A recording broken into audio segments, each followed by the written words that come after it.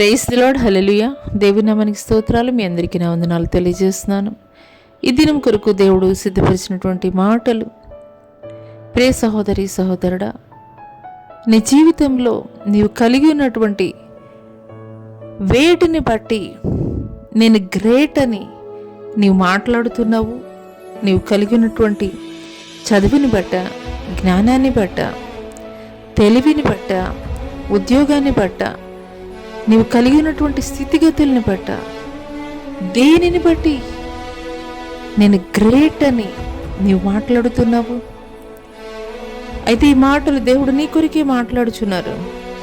ఏ శరీరియు దేవుని ఎదుట అతిశయింపకుండునట్లు జ్ఞానులను సిగ్గుపరచుటకు లోకములో నుండి వెర్రి వారిని దేవుడు ఏర్పరచుకొని ఉన్నాడు.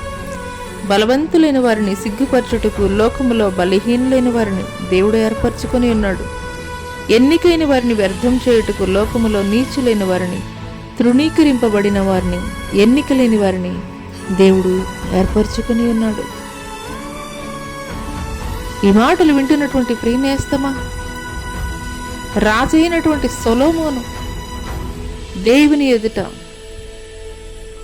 అయ్యా నాకు జ్ఞానము దయచేయి అని దేవుని సన్నిధిలో ప్రార్థించినప్పుడు సొలొమోనుకి జ్ఞానం మాత్రమే కాదు, సకలము కూడా దయచేసినటువంటి దేవుడిగా ఉన్నాడు. ఈ మాటలు దేవుడు నా కొరికే మాట్లాడుతున్నారని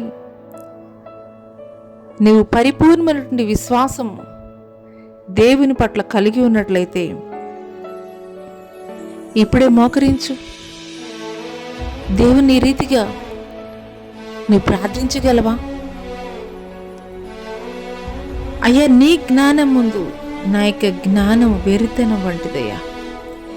నీ యొక్క శక్తి సామర్థ్యాల ముందు నేను బలహీనమైనటువంటి స్థితిలో నేనున్నానయ్యా. నీ యొక్క పరిశుద్ధత ముందు నా యొక్క జీవితం తృణీకరింపబడినటువంటి జీవితం, ఎన్నిక లేనటువంటి జీవితం అయ్యా. ఈ రీతిగా నువ్వు దేవుని సన్నిధిలో, దేవుని ఎదుట తగ్గింపు కలిగినటువంటి ప్రార్థన అనుభవాన్ని నీవు కలిగి ఉన్నట్లయితే, ఆనాడు యేసుక్రీస్తు వారి శిష్యులు కూడాను పామరులై, చదువులేనటువంటి వారే, చేపలు పట్టే జాలర్లే.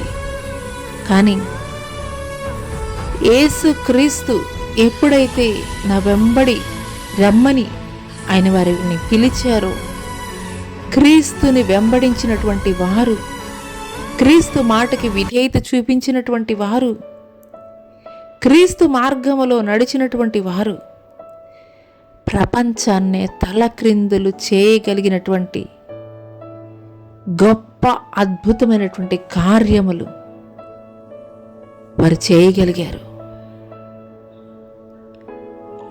నీవు కూడా ఈ దినము అదే రీతిగా దేవుని సన్నిధిలో ప్రార్థించగలిగినట్లయితే, నీ యొక్క బలహీనమైనటువంటి స్థితిని దేవుని ముందు నీవు ఉంచగలిగినట్లయితే, ఆయన నిన్ను బలమైనటువంటి స్థితిలో, ఘనమైనటువంటి స్థితిలో, ఉన్నతముగా దేవుడు నిన్ను వాడుకొనబోతున్నాడు. అటి కృప దేవుడు నీకు దయచేయునుగాక. ఆమేన్.